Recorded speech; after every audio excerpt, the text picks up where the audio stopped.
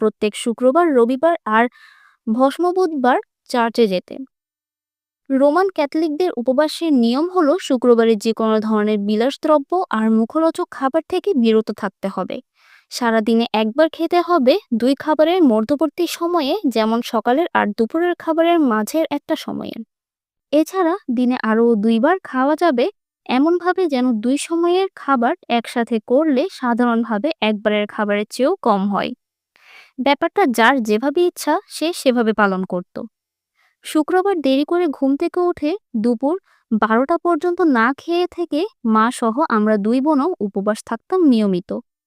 বাবাকে কখনো দেখিনি আমাদের সাথে যোগ দিতে। সেই সময়ে বাসায় নিরামিষ রান্না হতো শুধু শুক্রবারে। এছাড়া চার্চের আর কোনো কিছুতে অংশগ্রহণ করতে দেখতাম না মাকে।